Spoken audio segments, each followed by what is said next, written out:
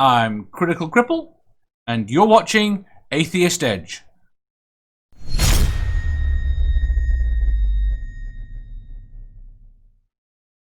I'm actually drinking something I discovered recently. Now, I don't know if people there's an old bartender's favorite called Old Overholt, which is not what I'm drinking now, but it's a rye and it's super cheap, but it's actually like decent rye. Like for a cheap rye, it's like not swill. So I found a whiskey that's like that, Shackleton, it's got a really long title: Shackleton Blended Malt Scotch Whiskey, based on an antique blend of McKinley's rare old Highland malt whiskey, the spirit supplied to the 1907 British Antarctic expedition.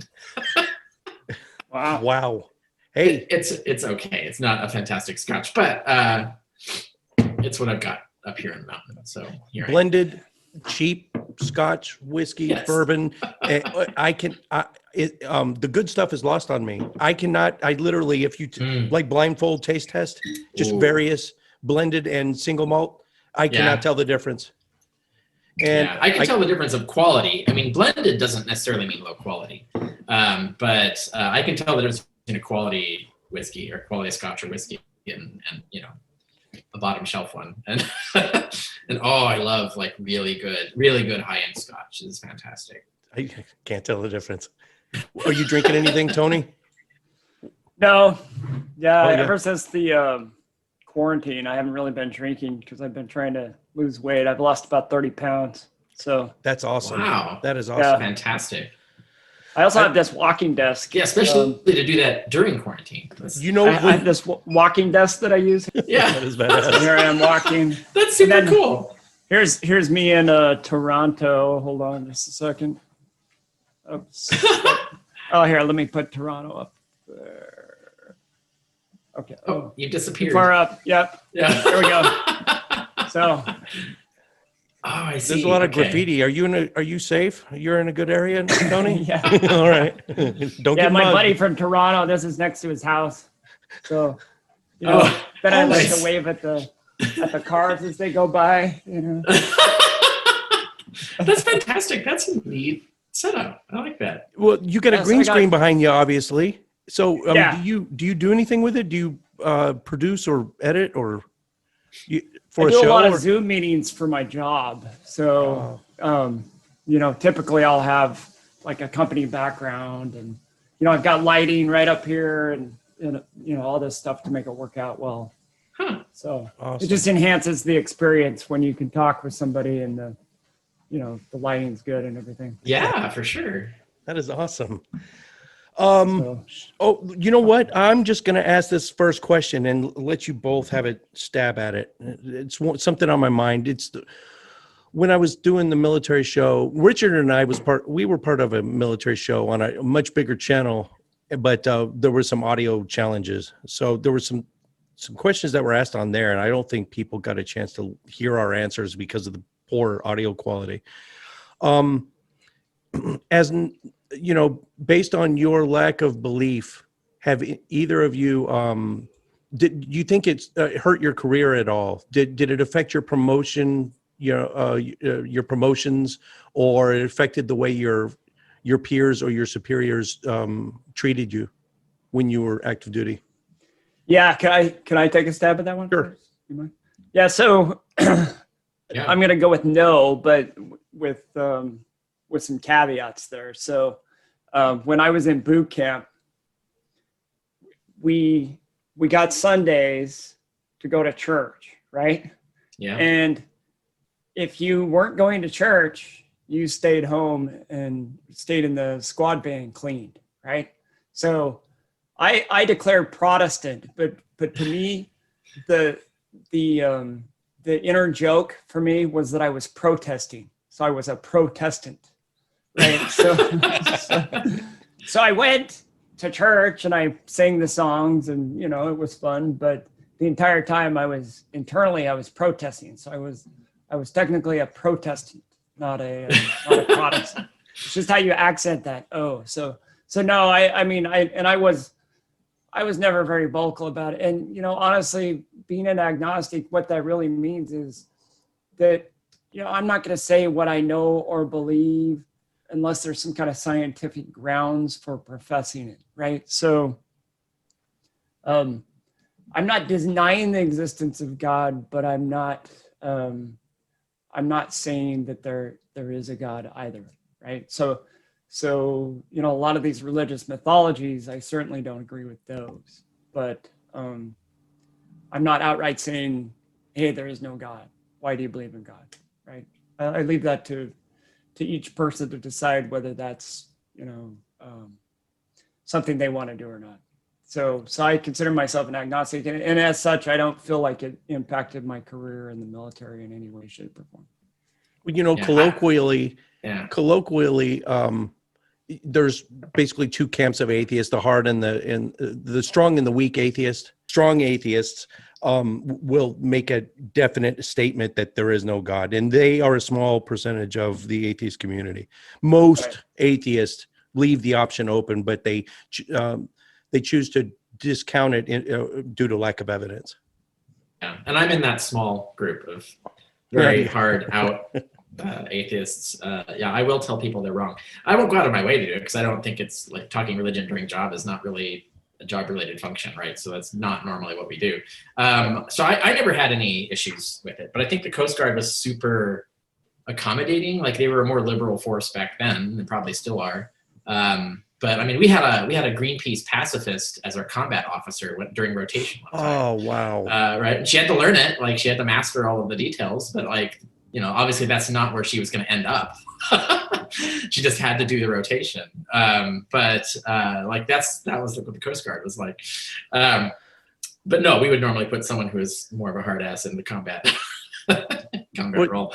But I was in combat. I was sonar tech, so I was in the combat division on the ship. But no, I never took any shit for it actually. And you know, Tony mentioned boot camp. I actually got they during that time when I was there, like yeah, everybody would go to chapel.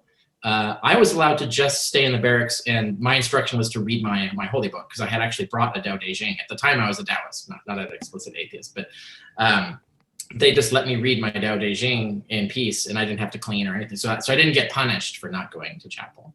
I just got my quiet time, basically. And I found out my sister who's in the Air Force now. She just did boot camp a couple of years ago in Texas, I think. And her boot camp had an atheist chapel. Like they actually had a service, and a lot of people attended. Right. So it's like, so instead of, you know, staying home and cleaning in the barracks, the atheists got to do atheist things in their atheist chapel. And I was really impressed. The Air Force is, you know, really progressive there for doing that. So awesome. It's worth pointing that out.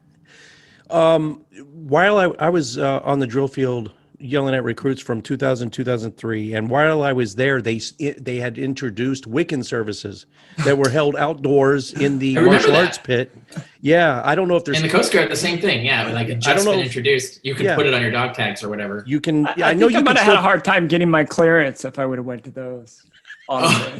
You know what? I mean, does it affect your ability to get a clearance too? Because I was an SSO in Germany. Yeah, I was a Taoist. I was declared Taoist. It didn't affect I had to have security clearance. So my ID tags still say atheist on them. And when I first enlisted in 91, there was no atheist category. It was so I had to go with agnostic, and subsequently it got added, so I changed them. But yeah. Oh, far out. Yeah. Yeah. So there's Wiccan services. There was no actual Wiccan chaplains. There still aren't.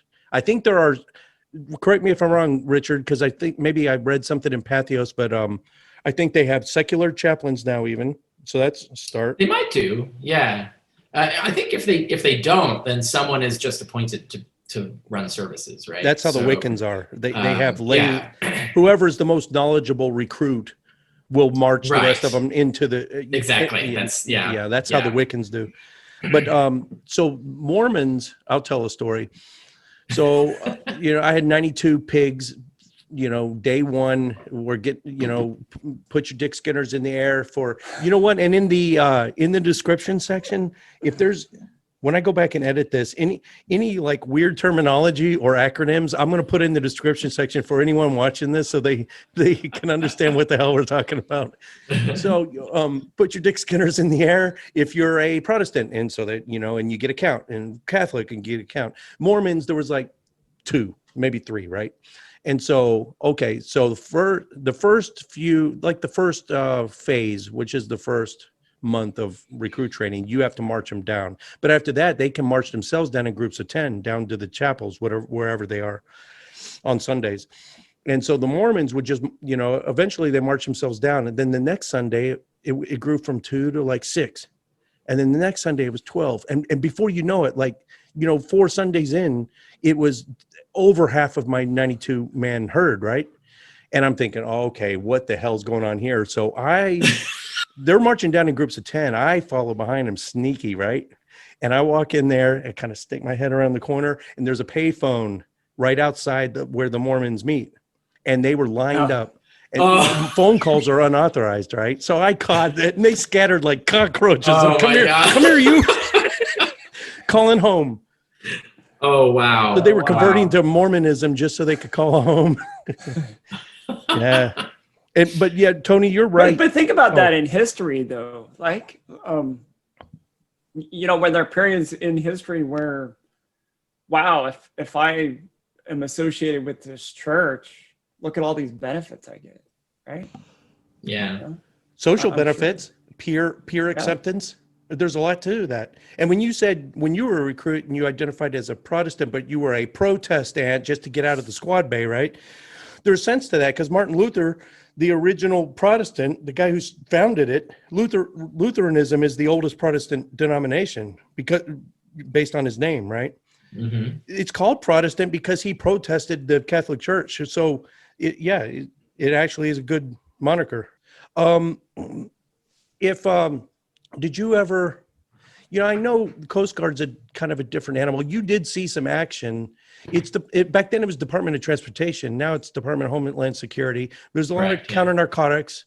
A lot of the operations that I did in the Caribbean and the Pacific were counter narcotics operations. And so we had a cadre of LEA's law enforcement. What does LEA stand for?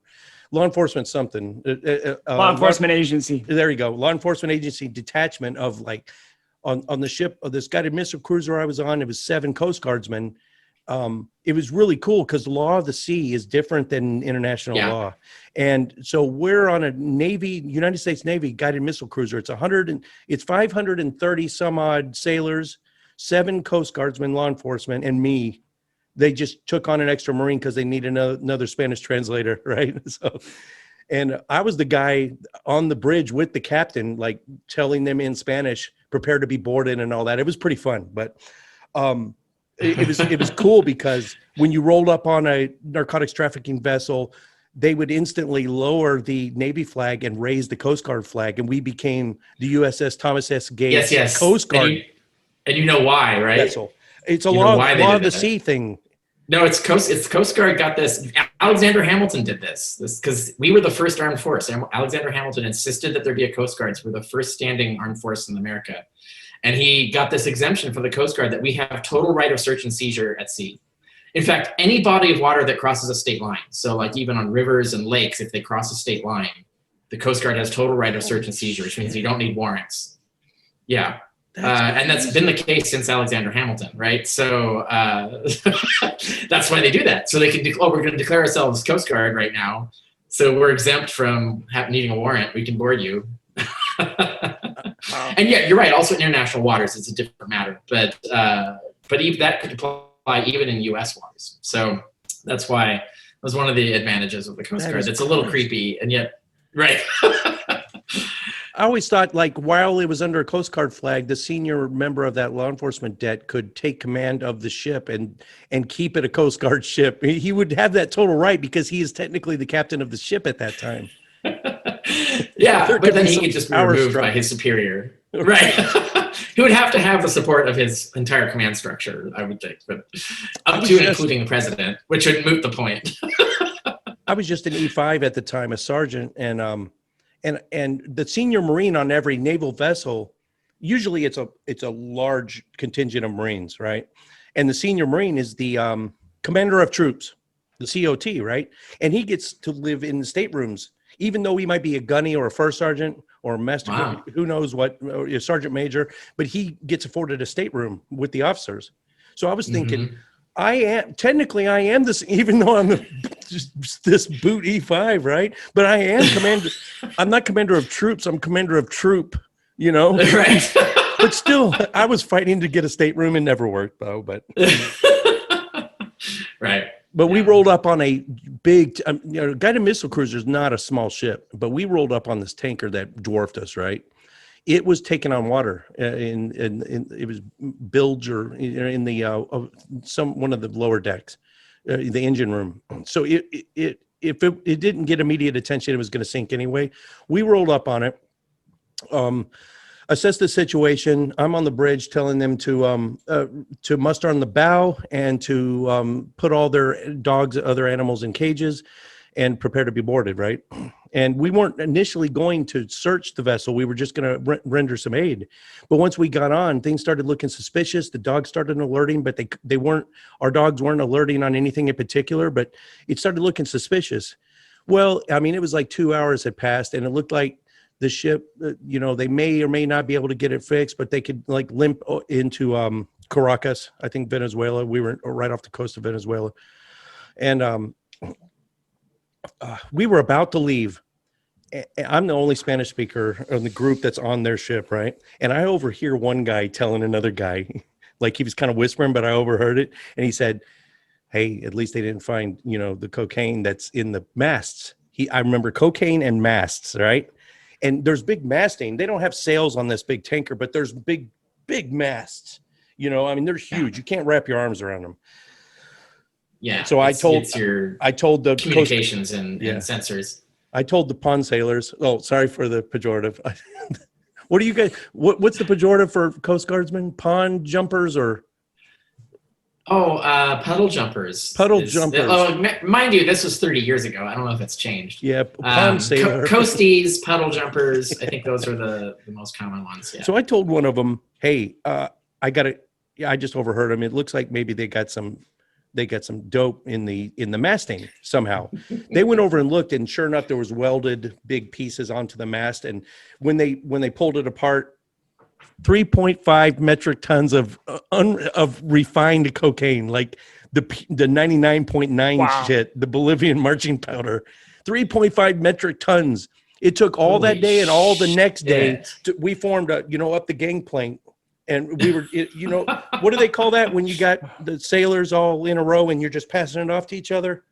A working party or a chain gang? Lord, I don't even remember. Yeah. I was just thinking, like, I noticed when the planning message thread for this that there people were using the military lingo, like the alpha code, and I was like, fuck, I don't even remember what they are. And I used to have to know that. I was the sonar typer was essential way back, but it's 30 years ago. I've forgotten the phonetic alphabet. Yeah. Tony and I used to do.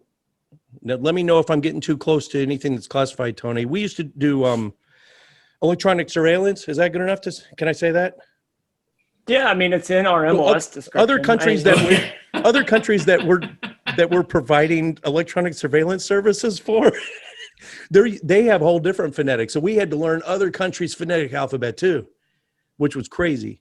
Oh yeah, right. Yep. And all their specialized military terminology. We had to learn. Soviets don't call their planes, jets or birds like we do. They have different names for it. So we're loading the cocaine on. It took all the rest of that day and all the next day, and we brought them on they stayed zip tied on our weather deck until we got into port. We pulled off away from their ship, and since it was sinking anyway, and we got what we needed, those big.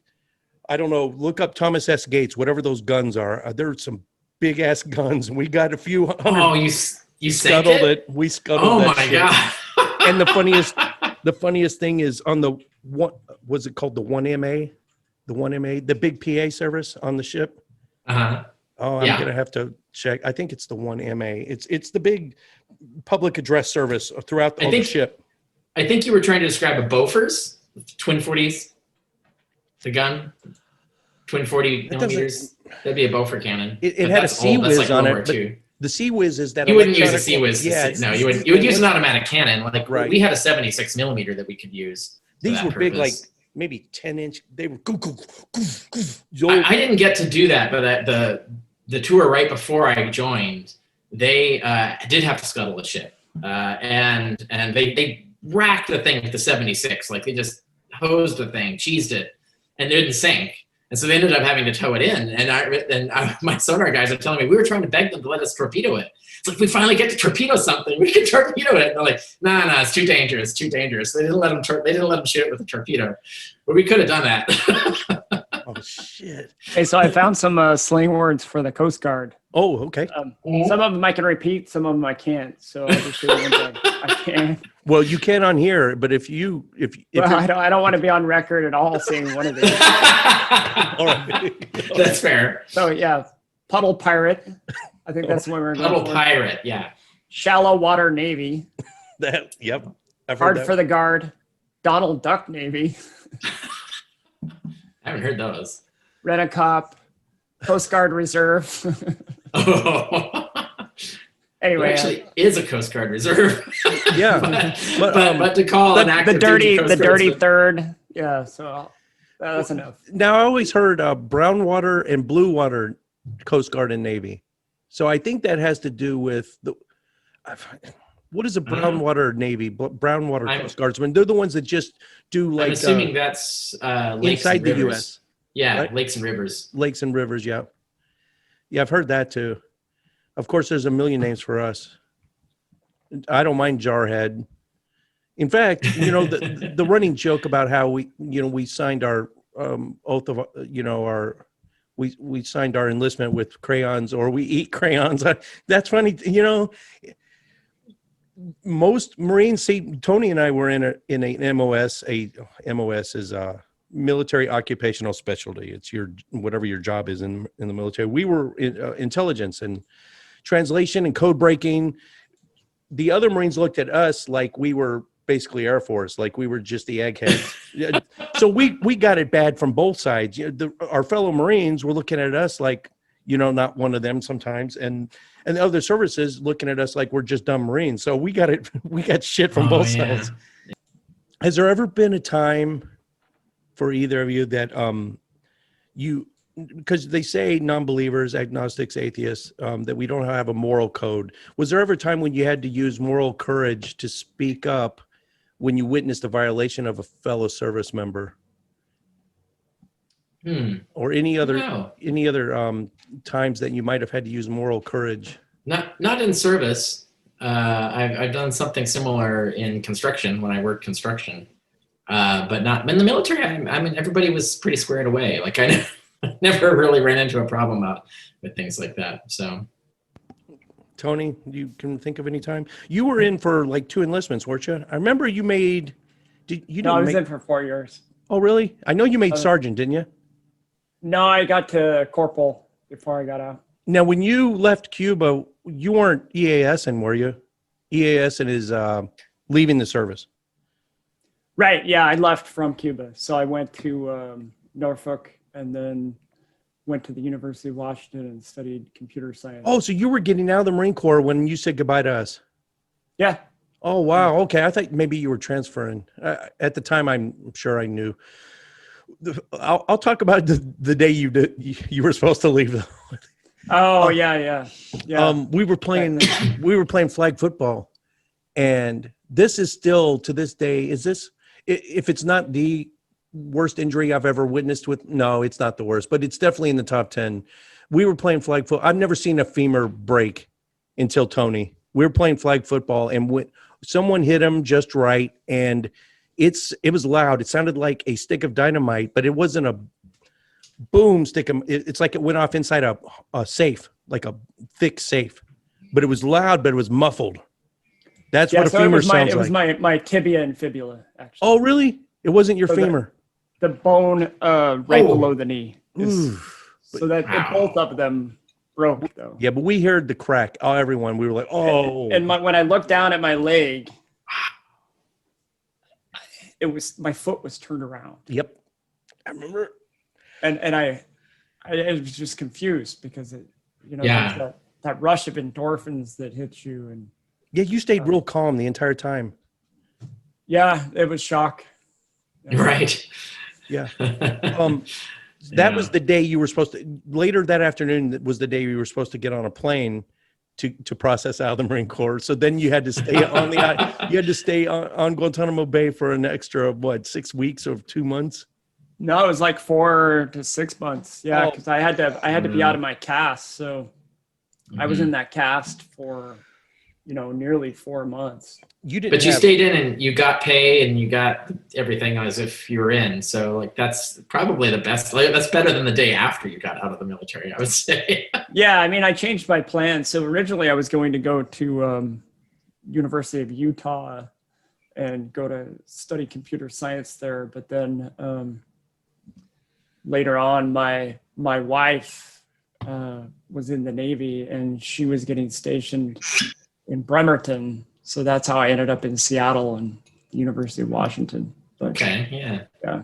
So it changed a couple of plans, but I think everything worked out for the best. Honestly, Seattle was a good place to land for the technology industry that I'm in now. Yeah, So, geez, right? so I landed in the right place at the right time, and breaking my leg was a part of that. If we want to talk about like the butterfly effect, right? Right, yeah, for sure. That's crazy. Yeah, I know you had to change your school plans. You already had that lined up.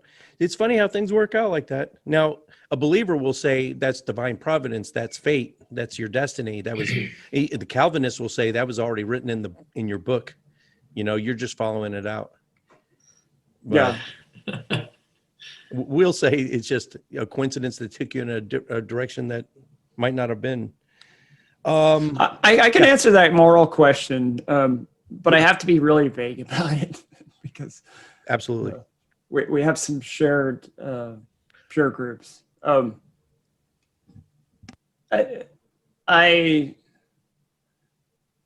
have to say this in a really vague way, but I did witness somebody doing something they shouldn't have, and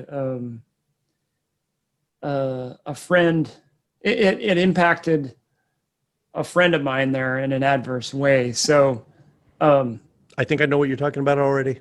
yeah, and so I struggled with the idea of, well, should I tell him or not? And I ended up telling him, and I'm not sure if that was the right decision, but it was my moral compass guided me to make that decision of telling him about that event, right? So I'm not, and it didn't impact the other person in a negative way that that did what they did, but I just felt that they should know about it, right? And I think in the long run it was probably the right thing to do, but it sure was hard. Yeah. Because I could have just kept it to myself, and nobody would have been the wiser. I originally thought we were talking about the same. I was thinking about the same one, but I don't know if it is now. But you made me think of one where I didn't. I don't know why. Looking back at it, because the current me would definitely fucking say something about it, and I did nothing about it back then. And I think the zeitgeist is different now. And when they say when you go back and watch honeymooners, or and the way the husband treated the wife, and you say, well, that was a different time and place, and you look at some of these old 50s movies where the husbands are really overbearing and treating the women like subservient, and you have to watch it with a different lens. So I could use that as an excuse, like that was 30 years ago, and maybe times were different back then, but that's no good excuse. But a female Marine was not, she was intoxicated beyond her ability to decide if she wanted to have sex or not. And I knew about a male Marine that took advantage of that. And she had a major problem with it, but didn't go to anyone. But I knew about it. She confided in me and others. And as far as I know, none of us did anything about it. We didn't take it higher. Yeah, I regret that. Yeah, I guess it would depend on, let me say, the terms of the non-disclosure agreement, right? If she if I were in that position and someone told me, look, I'm going to tell you something, but you can't say anything, and I agreed to that, then, my word is very important to me. And,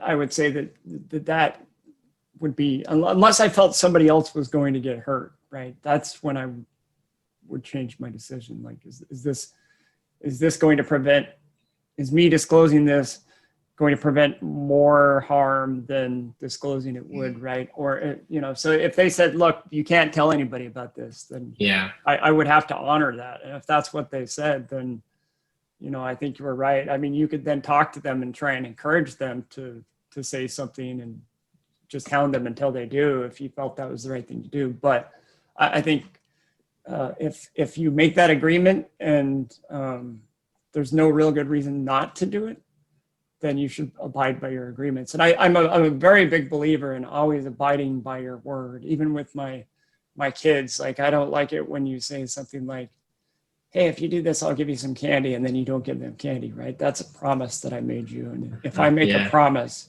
I want to deliver on that promise, right? Because my word is very important to me. And it has nothing to do with religion or God or any of those beliefs. I believe that's the right thing to do. I believe it's, good to be transparent and to be a good person. Right? It's the person you want to be, right? Yeah. So I'm not, I don't know. Without knowing exactly what she said to you as far as, She never said, don't tell anybody. That's for damn sure. I remember that. Oh. I think she left it out there. Like, she definitely needed help and I was not there. And I wasn't the only one that knew. Okay. There's more to the story, but in fact, I could have prevented it even. Let's just say that we were all together that night prior to it. And I saw the tea leaves. So I totally could have even prevented it. And I still didn't. Okay. Well, I guess we're beyond the statute of limitations at this point. Still, man, damn it. But like you said, there's no statute of limitations for guilt, and the thing is, like, that level of guilt you feel can't be absolved through a confession to a priest or something, right? Or with a few Hail Marys. That's something I think that as an agnostic or an atheist, you know that you did something wrong, and there's no blaming it on Satan or a demon. That was your doing, right? That was your choice that you made, and you fucked up, and you should hold yourself accountable for that and try to make amends. And it's not because you want to go to heaven; it's because you want to be a good person. And I see a lot of hypocrisy with religious people where they'll treat people like shit, and it's that's not in the Bible, right? So you're not even abiding by the rules of your doctrine unless they suit you. It's only when it's convenient for you apply those rules. Me, I don't apply those rules when they're convenient for me. Like my word, as I said, is very important. And so that's not something I'm willing to compromise on. Yeah, right. It brought me to another question. Do we as military members, we were taught how much of that moral code did we receive in the military? And can that be considered a form of indoctrination? And is indoctrination always a positive, always a negative thing? If you're indoctrinated to have this moral code that was higher than what it was before you entered, is indoctrination always bad? Yeah, I have something to say that's tangential to that, which is I had an anarchist girlfriend for a while. And we used to have arguments on a whole bunch of things all the time. I actually learned a lot of stuff from her. But one of them was this dispute where she saw boot camp as exactly what what he was just describing, which is that it's indoctrination. It just breaks people down and turns them into like robots for the state, to like they're vehicles of state oppression. Like it's like, well, that is what it can be misused that way. That is true. But at the same time, like when I was in it in boot camp, like in Coast Guard, they were very explicit about why they were doing everything they did. So like they didn't just fuck with you. Like they said, like this is why we're doing this, and so that you actually had a sense of like why you were learning these hard lessons, and for them it was the way they put it is like, you know, when the shit hits the fan, everybody's got to do their job or everybody dies, right? And so you got to be able to take orders quickly. You've got to be able to follow hierarchy. You've got to be able to follow the instructions. You've got to be able to perform under pressure and not fuck up. You got to think quickly. Like you've got to do all of this stuff, but mostly the teamwork aspect of it and taking orders. Because like you as the person who's doing something, you don't see the big picture. There's someone in charge who sees the big picture and is trying to manage things, and they're giving orders like you need to follow it or else something goes wrong, and you or many other people might die, right? So it's like it's all very much about that. So the whole breaking people down, breaking down your individuality, and building you up as a team member, as someone who follows orders and believes in the system and, you know, does that, is important. Because especially if you're going to run a ship, especially if you're going to run a ship in combat, much less in a storm or anything like that, like you really do need to fucking do this.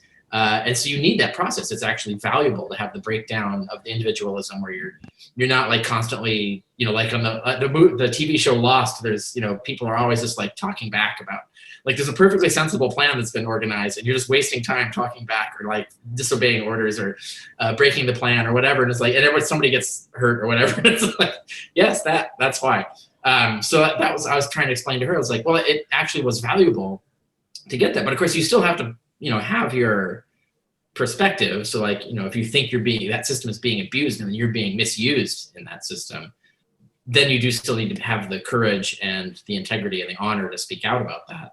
So I don't support the idea of using it, like the whole blue wall aspect that we're seeing in police culture, where it's like where they have the idea of honor backwards, where the idea of honor is you always shield and lie and protect your fellow police officers, as opposed to if you're going to lie on a police report about some infraction you committed, you should see that as dishonorable. Like that dishonors your fellow police officers, and all your fellow police officers should see that as dishonorable. So like it's a different sense of honor that I think is toxic in police departments in the US, where it's all about cover your ass rather than like be a professional who tells the truth, right?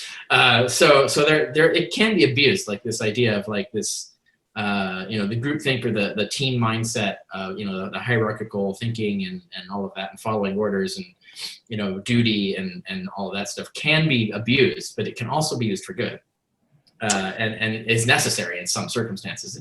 Highly intensely dangerous circumstances. I'll tell a story from boot camp, because I think that's where the main indoctrination takes place, right? And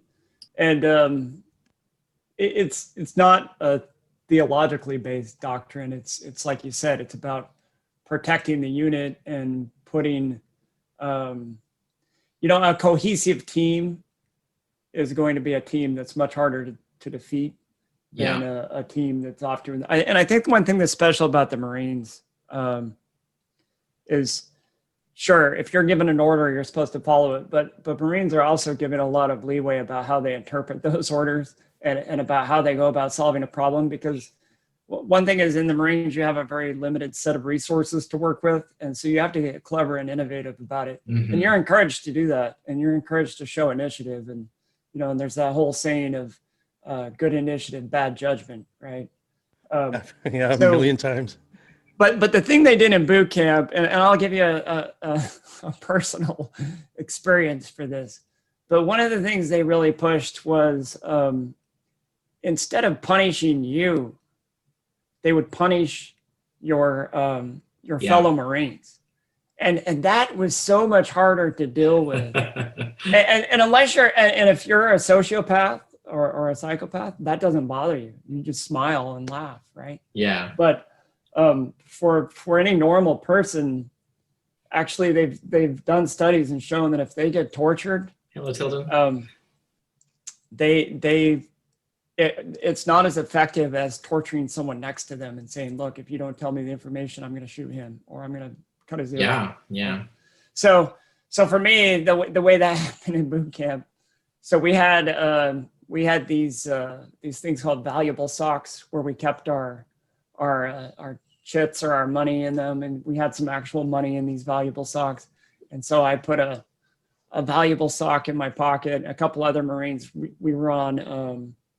There was this cleanup duty that we were doing, and we happened to go to an area where there was a vending machine, right?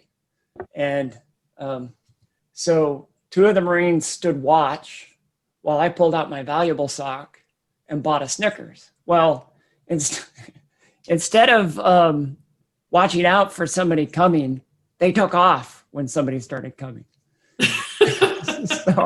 So I got my Snickers, okay, and I paid for it with my own money, so it's not like I was stealing it or anything. But you weren't allowed to have candy in boot camp, right?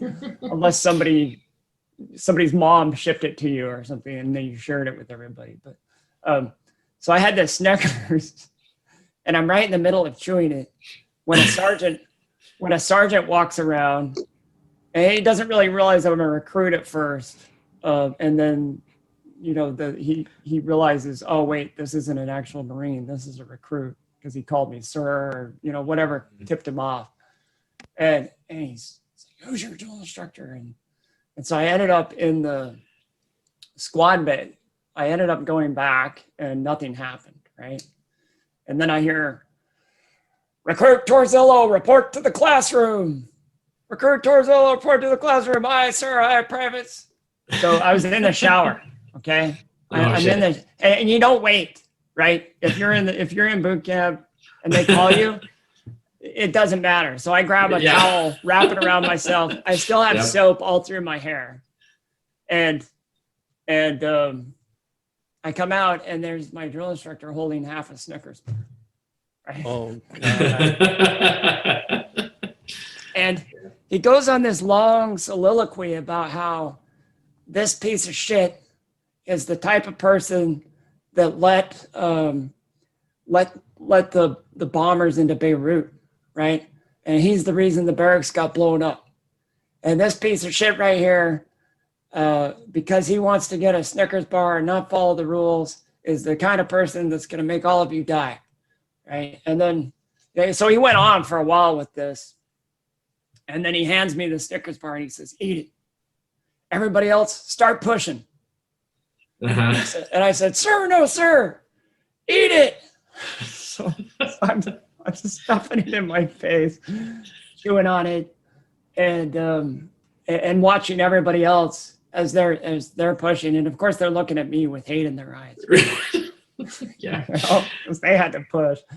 And I just felt so bad and so guilty because I let my team down, right? And I mean, I knew that like the Beirut thing was hyperbole, and that was overkill, but I still felt bad.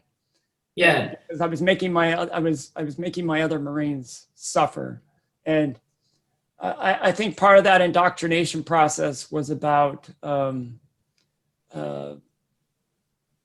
of taking accountability not only for your own actions, but making sure that you're looking out for your fellow Marine. Anyway, after that, I got called the Snickers recruit, and there was a diet private who was sneaking ice cream at the chow hall. He was the ice cream recruit, and so then it got to the point where they were punishing us after they punished everybody else. Later on, they had fun with it. So I was the Snickers recruit. He was the ice cream recruit, and he would call us, and he'd say Snickers recruit and ice cream recruit. So we come to the classroom, and then he's like, all right, every time I clap, you're going to change exercises. So, and every time you push up, I want you to yell Snickers, sir. And then the diet private has to yell ice cream, sir. Right? So, Snickers, sir, ice cream, sir, Snickers, sir.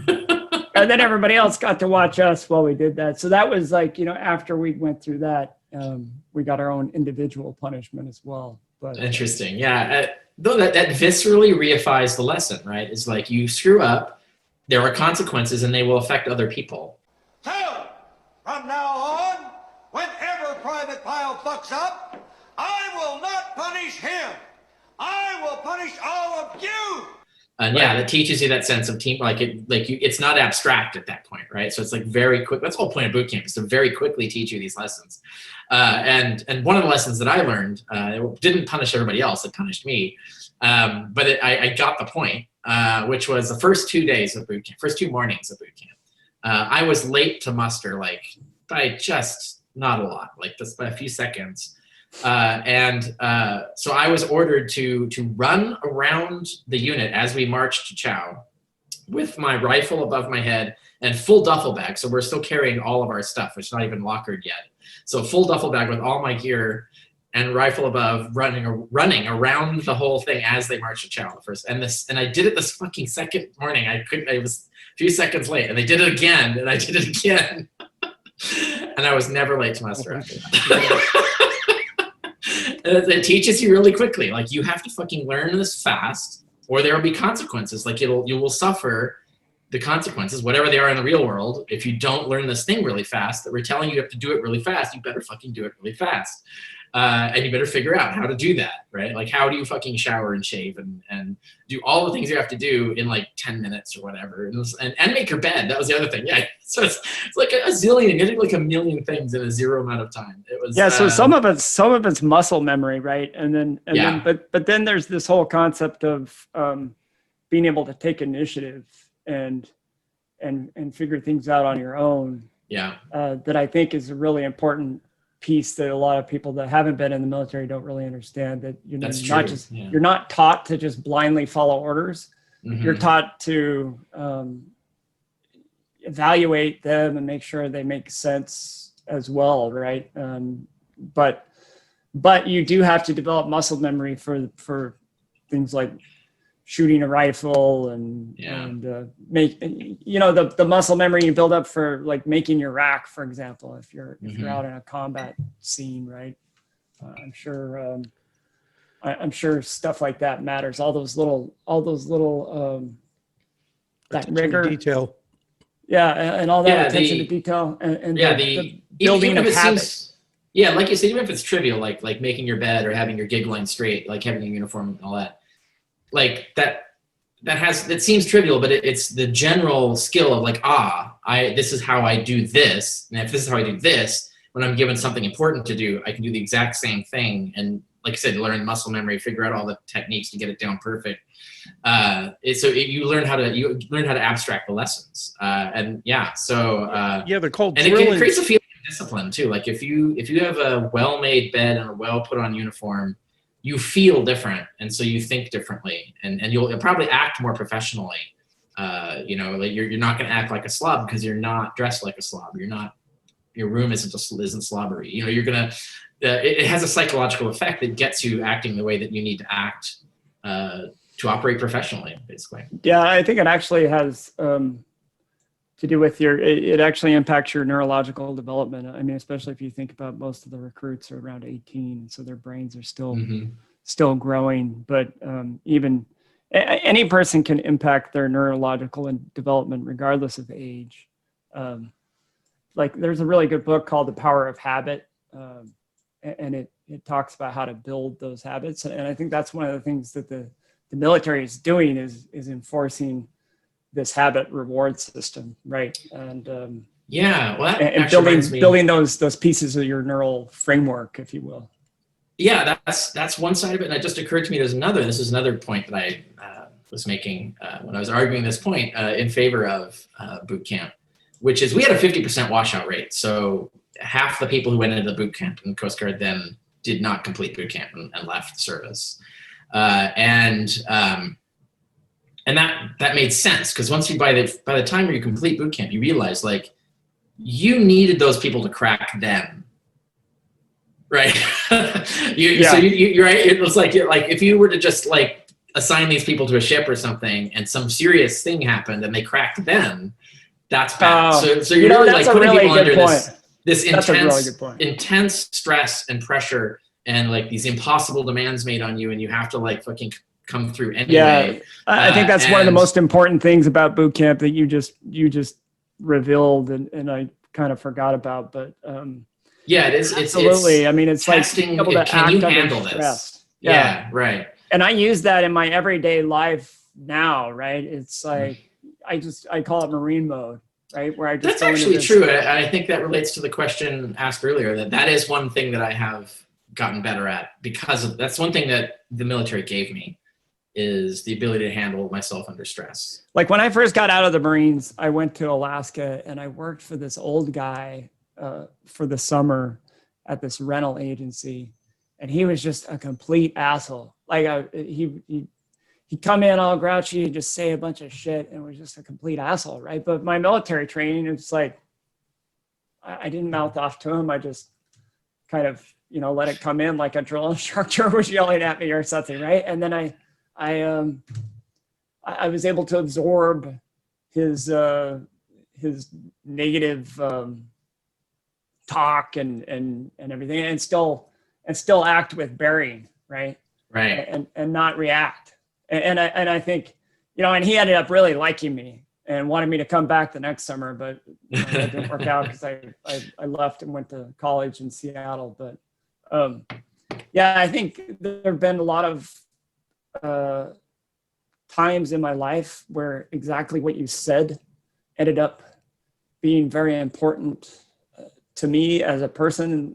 The indoctrination that I got was very positive because I was able to go into Marine mode and not react, right? Mm-hmm. Mm-hmm. Now, at the same time, I think that level of compartmentalization could become dangerous if it was a long-term thing, right? So that would negatively impact your psychological health and development if it was a long-term thing. But for short-term stresses, it's really great for helping to deal with that. Yeah. That's an interesting observation. I think I'm in Marine mode way too much, and I think it is indeed. I think that might be a causal agent in my health. Yeah, that's true. Did it start at 7 or 8? It started at 1900 an hour ago. But here's the deal, Tilden. Now the IQ level of the group just raised because we have a Zoomie in here. So if you can impart to us maybe some of your Sorry guys, I have to go. All right, Tony. Well, Yeah, I'm sorry. Man, we have before you leave, there's a couple things because I took some notes while you guys were talking. When you stole that candy bar, I didn't steal it, I bought it. That's right. My own But money. Okay. No, you stole it because it was unauthorized. No, I'm just joking. But do you know the origin of the term Geedunk? You know, Geedunk is what in the Marine, I don't know the other services, but in the Marine Corps we call it Geedunk. It's just any sweets or candy, right? And it's called. I didn't know it was called Geedunk until after I had already retired from the Marine Corps. But it's called Geedunk because when you push in the buttons in the vending machine and it makes the Geedunk sound. Oh, okay. Did you know I that? didn't know that. I never knew that. No, That's crazy. I went on Geedunk runs and I never knew why it was called Geedunk. We didn't have Google back then. I was a master sergeant with 21 years in before I realized what I was actually saying. All we had were crazy urban legends from other Marines, and you know. Yeah. And the other thing before you go is I believed way too many of those. The other thing before you go is you were called Snickers recruit. I was called seafood recruit when I was a recruit. And here's why. I got to tell you guys this. When I was a recruit, has anyone, this is a very personal question, anyone gotten an STI or an STD? I got an STD or whatever it is, in boot camp. Same. And there was no women around. And before you start thinking anything weird. Actually, a lot of guys got crabs in boot camp. Okay. That's why I was called seafood recruit. So anyway, we're up north. Up north in the Marine Corps, there's 3 phases. Second phase, you're up north at Camp Pendleton. You're not in San Diego. You're up in the mountains, right? Doing rifle range and field training and humping fucking impossible mountains, right? So the sheets and the linen up there are not that clean, even though they come from the laundry. They just don't get cleaned that well. There was crabs on the sheets. There was 90 of us, and 6 of us got crabs. And I tell you what, if you ever got crabs, you know what I'm talking about. That shit is painful. You can see them with the naked eye. They're tiny little red, and they will just dig in. And it's just it's the worst pain. I wouldn't wish it on anybody. So we had to get this Nix something. It's special shampoo that you had to apply 3 times a day. So we had to take 3 showers a day. It's basically lice, right? It's lice that likes that particular part of the body. is basically. Crab louse. Yeah, it is crab yeah. louse. So it's a type of Mhm. lice that only affects the genitalia, maybe the armpits. That's right. I don't Yeah, know. they don't like to live anywhere else. And yeah. the anal region as well. Oh, incidentally, a side Right. note, you know, since you can see the trend with men also, but women shaving. Did you know that the crab louse is becoming an endangered species now? Did you guys know that because of the trend? I'm where okay with everyone that. I'm actually okay with that. because everyone's Okay with shaved that. now. Even the men, you know, manicure their front yard, and the women usually are bald as a baby. You know, everyone. But yeah, the crab. Anyway, so we had crabs, and so the 6 of us. It was a pain in the ass to have to take off, unlace your boots, get in the shower 3 times a day, apply the shampoo. So whenever it was time, whenever a drill instructor calls you for something, male, fucking to see somebody, anything's like recruit Sanchez, aye sir, I recruits, and they report to quarterdeck. So it was this, if it's 6 of them, you kind of yell out all 6 of us, so they just seafood recruits, seafood recruits, aye sir, and we didn't just have to run up there. They made us crab crawl up to the quarterdeck. Oh, We had to crab crawl up to that bitch to get our shampoo. man. Anyway, Tony, that's all. Man. Oh, now, That sounds great. yeah, hey, Yeah, man, we've got to catch up, man. It's been, it's only been 3 decades, so Yeah, it, sure. It was really good to see you again. Yeah, I'd like to do another one of these, but I just budgeted an hour. Yeah, that's great. An hour is, I'll take what I can get. All right, man. All right, take care. Nice meeting you guys. Yeah, nice meeting you, Tony. Okay.